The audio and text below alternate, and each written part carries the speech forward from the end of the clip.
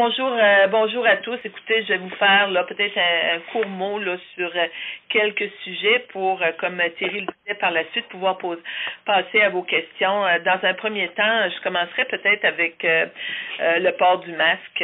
On sait que la santé publique du Canada a émis une recommandation aux Canadiens visant le port du masque non médical en tissu lorsque la distanciation physique c'est impossible à maintenir.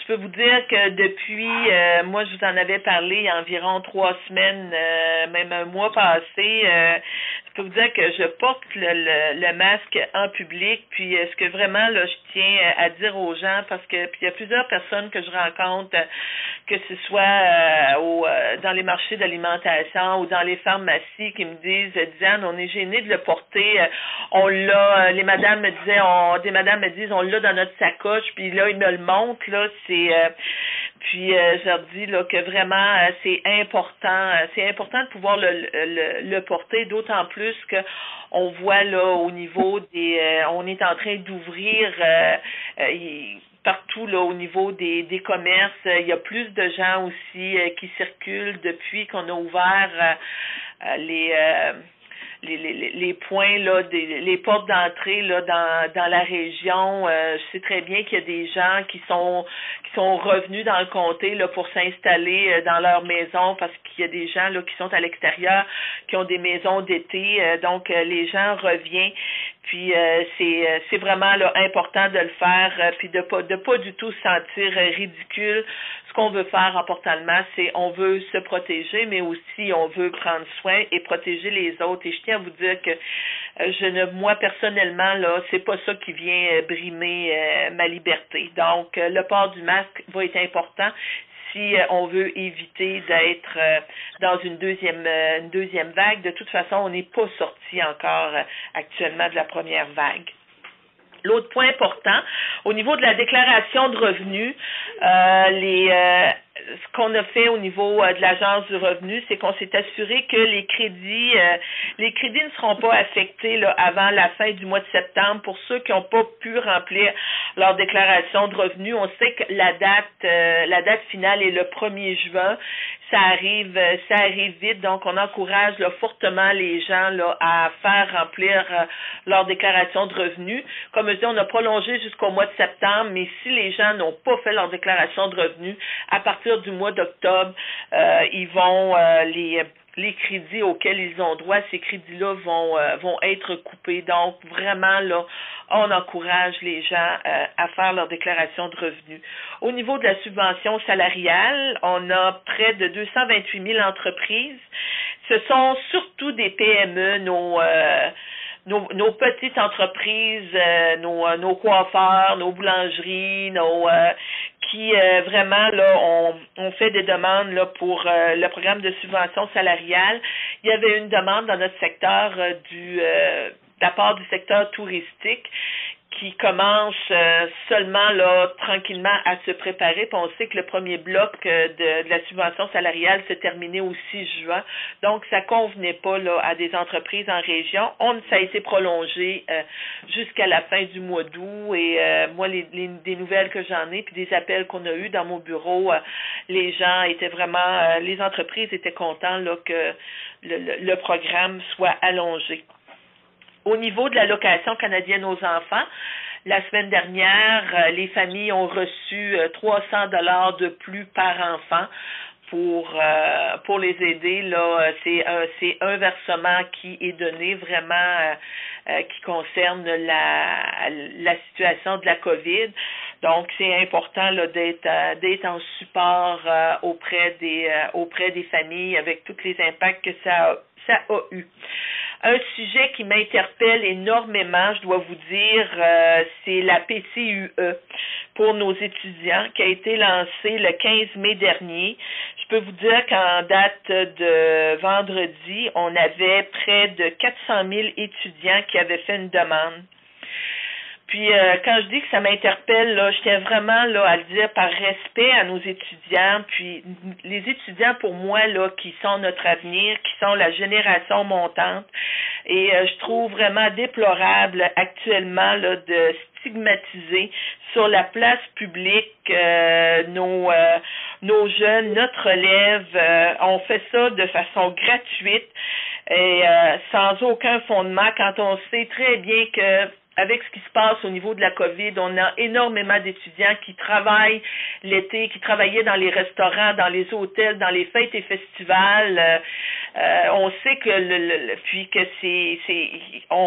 on sait que la saison touristique va être impactée. On sait aussi qu'au niveau des étudiants, on est passé là d'un taux de chômage de 12% après là, de 35% là, au niveau des jeunes. Je peux vous dire que la PCUE, c'est une mesure qui est appréciée puis qui vient supporter les étudiants là, dans des temps difficiles. On a beaucoup d'étudiants, que ce soit à l'éducation des adultes, ce sont des gens avec des familles, des enfants qui ont le courage de retourner à l'école pour pouvoir avoir dans des meilleures conditions, d'avoir des meilleures opportunités au niveau du travail. Fait que vraiment, là, qu'on fasse passer nos étudiants pour des paresseux, moi, je peux vous dire que pour moi, c'est totalement faux. C'est important d'être respectueux envers les étudiants. Comme j'ai dit, il y en a plusieurs qui ont des personnes à charge, puis c'est pas vrai que nos étudiants qui sont au cégep, qui sont à l'université, on sait comment les écoles ont dû fermer là, de façon très rapide, puis c'est pas vrai que les étudiants, quand ils sont aux études, ce qu'ils veulent après les études, c'est d'être assis sur un divan là, à regarder la télévision. Les étudiants, là, ce qu'ils veulent, c'est travailler. Donc, puis on s'est assuré aussi qu'au niveau des critères pour la PCUE, que nos étudiants là sont activement à la recherche d'un emploi. En dernier lieu, maintenant, je vous parlerai des aînés. Donc, concernant les personnes âgées, elles vont recevoir prochainement un versement spécial pour la prestation de la vieillesse qui va être de $300. $200 va se rajouter à ça pour les gens qui reçoivent le supplément du revenu garanti. Les gens devraient en principe recevoir ces argents-là au courant de l'été. On pense peut-être fin juillet, mois d'août, là. Donc, on est là aussi pour supporter au niveau des aînés, nos personnes âgées. Puis lorsqu'il y aura un budget qui va être déposé, ben là, on va voir dans les programmes qui sont réguliers. On l'avait promis pendant la campagne électorale. Puis ce sera amené là dans comme je disais, là, les programmes réguliers. Et puis je vais finir là-dessus pour vous laisser à vos questions. Quand je disais tantôt, je trouve que c'est d'essayer là, de monter une génération envers une autre génération. On est là pour les aînés, on est là pour nos jeunes, puis comme je disais, on a besoin de nos jeunes pour travailler, mais on est là aussi pour supporter nos aînés. Fait que c'est ce que j'avais à vous dire. Maintenant, je vous laisse aller à vos questions. Merci, Mme Leboutillier. Alors, Mélanie, à toi la parole. Bonjour, Madame Leboutillier. Premièrement, je me posais la question au niveau des emplois d'été étudiants. Est-ce qu'on est en mesure de mesurer l'impact au niveau de ces emplois d'été-là? Est-ce qu'il y a plusieurs emplois qui se sont retirés, plusieurs employeurs, etc.? Je vous dirais, on n'est pas encore en mesure là, de pouvoir là, vous donner ces chiffres-là. Je sais qu'au niveau des programmes d'été pour les étudiants, nous, on a commencé à contacter les organisations. Donc, les organismes ont été avisés. Les gens qu'on appelle sont contents là, d'avoir leurs étudiants pendant l'été. Tu as une question, Mélanie? Oui, au niveau des masques, au niveau de la recommandation que vous avez fait, il commence à avoir une vague de plusieurs employeurs, plusieurs commerçants qui désirent que le masque soit obligatoire dans leur établissement. Est-ce que vous encouragez cette avenue? Effectivement, je vous dirais vraiment là dans les endroits où au niveau de la distanciation, c'est plus compliqué, on devrait obliger, là, selon moi, là, on devrait pouvoir obliger fortement là, les gens à porter le masque. Comme ça viendrait peut-être enlever le fait qu'il y a des gens qui qui se sentent peut-être un petit peu gênés. Des fois, c'est plus difficile dans des petits milieux, hein. On est en milieu rural, tout le monde se connaît. Donc, il y a des gens qui ont un petit peu plus de misère avec ça, mais je pense que moi, là, dans les endroits publics, avec l'été qui s'en vient, puis comme je le disais, le déconfinement, mais ça reste une question de santé publique, mais moi, je peux vous dire que moi, je porte le mien. Jean-Denis. Pas de question, merci. Ça va. CHNC, Nelson Sergerie. Oui. Alors, Gaspé, avec les 75 millions qui ont été annoncés pour les Autochtones hors réserve, Gaspé espère beaucoup. Malgré les beaux discours qui ont été faits par votre collègue Mark Miller et vous, il n'y a toujours pas d'argent pour la nation Micmac de Gaspé. Est-ce que vous pouvez assurer les gens là-bas qu'il va y avoir des sommes versées pour eux? Ben écoutez, moi d'abord, dans un premier temps, ce que je peux vous dire, c'est comme député du comté, mais aussi comme ministre de l'Agence du revenu, je peux vous dire que mon travail a vraiment été fait là avec diligence, avec le chef Terry Shaw. J'ai eu des entretiens avec lui et avec son équipe. C'est une autre question, Nelson. Mais est-ce que, au-delà des discours, est-ce qu'il va y avoir de l'argent versé? C'est ça la question, là. Moi, ce que je peux vous dire, c'est que dans le travail qui a été fait, on est allé chercher là plus de 70 millions de dollars. Donc, moi, j'ai tenu ma promesse envers eux. J'ai transmis au ministère des Affaires autochtones l'information qui était nécessaire. Puis, je tiens à dire que c'est la prérogative du ministère de faire le suivi, puis d'émettre les politiques en matière autochtone. Geneviève Patterson, Radio-Gaspésie. Oui, bonjour, Madame Leboutier. Concernant la PCU et les subventions offertes à la population en ce moment, en ce temps de pandémie, il y a de plus en plus de problèmes de fraude. Donc, les gens se font voler leur identité. Il y a des dépôts qui se font dans les mauvais comptes ou il y a des dépôts en double. Qu'est-ce que vous comptez faire ou qu'est-ce que vous faites actuellement à ce sujet pour sécuriser la population? Je peux vous dire qu'au niveau un des critères qui est important au niveau de l'Agence du revenu, c'est tout ce qui touche là, la protection puis la confidentialité là des données. On sait qu'actuellement il y a des gens qui sont malfaisants. Il y en a toujours eu, il va toujours en avoir et c'est vraiment dommage que des personnes actuellement profitent du fait que des personnes sont dans des positions plus vulnérables là, pour abuser. Je peux vous dire qu'au niveau de la PCU, c'est près de 8 millions de personnes qui ont fait la demande.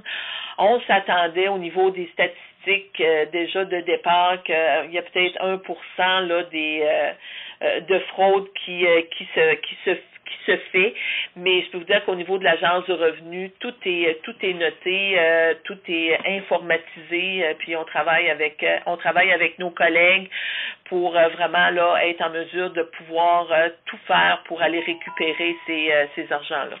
Une autre question, Geneviève? C'est bon, merci. Les Bruno Lelièvre, Radio-Canada. Pas de questions. Question, Dominique Jutras. Vas-y. Oui, bonjour, Madame Leboutier. Bonjour. Moi, j'aimerais revenir sur le soutien annoncé aux pêcheurs. J'ai fait un article là-dessus. J'ai interrogé quelques pêcheurs qui semblent, ils veulent tous pouvoir pêcher les 9 semaines, mais la plupart croient que la saison va être écourtée et que les mesures sont un pas dans la bonne direction, sauf que il y a des éclaircissements à apporter au niveau des critères d'admissibilité. À savoir qu'on parle des pêcheurs autonomes et des pêcheurs au pourcentage, ce qui ici est très rare. Là. Je pense qu'il n'y en a pas aux îles. Là. C'est tous des pêcheurs à salaire. Là. Donc, est-ce que vous pouvez apporter des éclaircissements au niveau des critères d'admissibilité pour les aides-pêcheurs? C'est surtout ça. Là. Moi, ce que je peux vous dire, c'est sûr que j'ai toujours eu un intérêt là qui est particulier là au niveau des aides-pêcheurs, de m'assurer aussi que les aides-pêcheurs soient en mesure de pouvoir se qualifier au niveau de l'assurance-emploi. On en a besoin, mais au niveau des détails qui sont beaucoup plus techniques, je vous référerais vraiment vers Pêche et Océan Canada. Une autre question?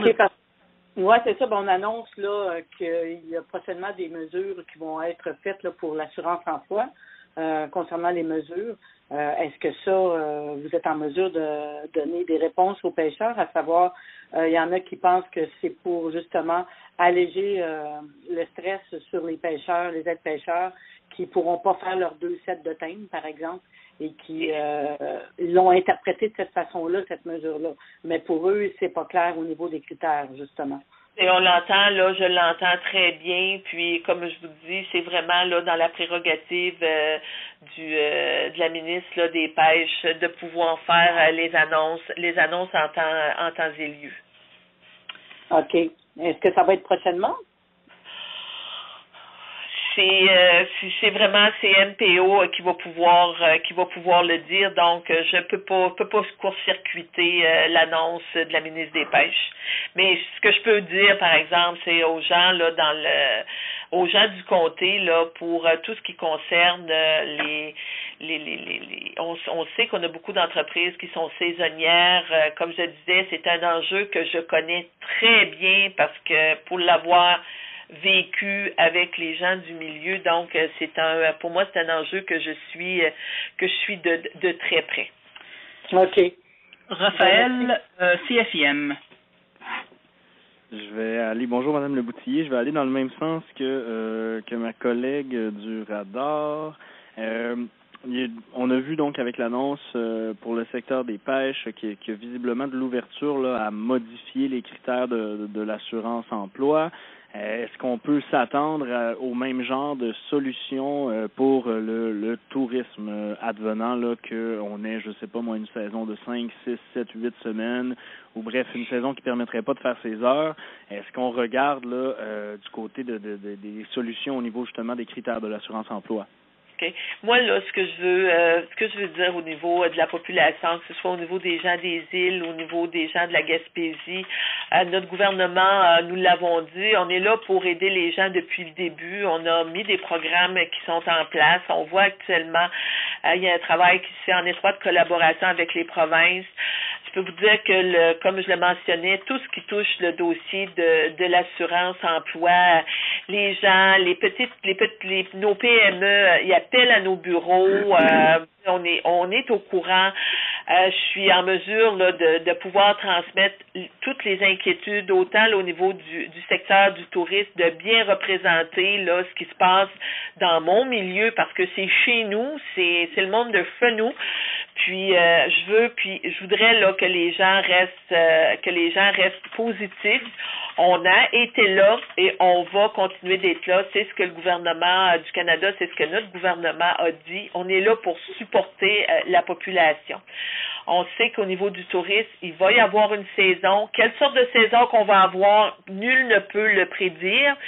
C'est pour ça que c'est si important aussi que les gens, les mesures qu'on met en place,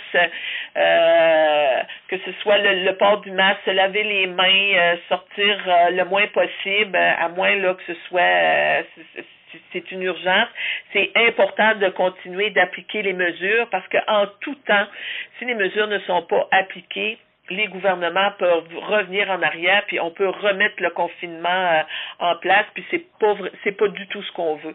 Donc, il va y avoir une saison, on va continuer de travailler ensemble, puis on va être là pour supporter la population.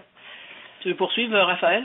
Donc, juste pour être certain, donc ce que vous dites en ce moment, c'est que le gouvernement est conscient du problème et qu'on se ramassera pas avec un trou noir là, de l'assurance emploi comme on parle à chaque année, mais encore plus long là, qui débuterait dès la fin de l'été finalement parce qu'on ne se serait pas qualifié.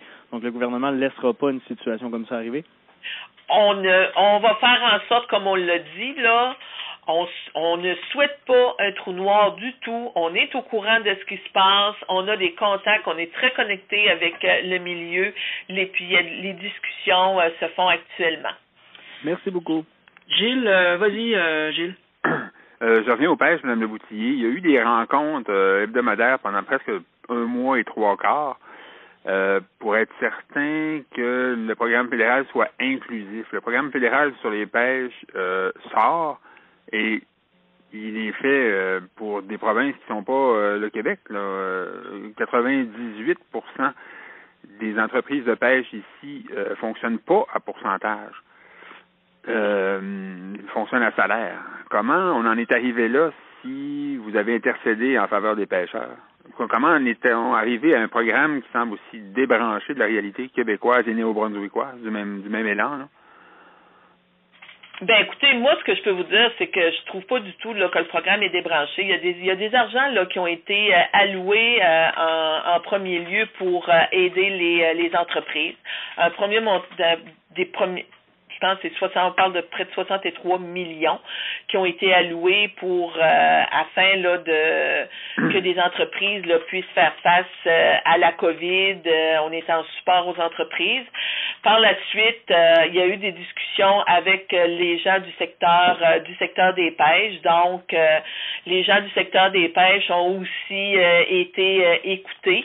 On a transmis les inquiétudes des pêcheurs du Québec à Pêche et Océan Canada, puis Pêche et Océan Canada va être en mesure là, de pouvoir répondre aux questions. Mais je peux vous dire que le travail s'est fait, et moi, de ce que j'entends parler de plusieurs pêcheurs et ça va bien, la pêche, ça va bien, les prix sont là, les gens travaillent au niveau des usines avec les mesures qui ont été mises en place avec la direction de la santé publique, ça va bien aussi au niveau des usines. Il y a du travail actuellement qui se fait pour les travailleurs étrangers saisonniers où on attend encore là des travailleurs étrangers saisonniers dans le milieu. Donc le travail continue de se faire. Vas-y Gilles, si tu veux une autre question. Ben, vous n'avez pas tout à fait répondu à ma question. Comment on en est arrivé à un programme qui exclut pratiquement 95 à 98% des aides pêcheurs et des pêcheurs qui fonctionnent à salaire? Ben écoutez, on a là, comme je dis là, on a des programmes qui ont été mis en place, différents programmes pour tout type d'entreprise, et on peut vous référer vers les MPO là, qui va pouvoir vous donner le plus de réponses au niveau des technicalités.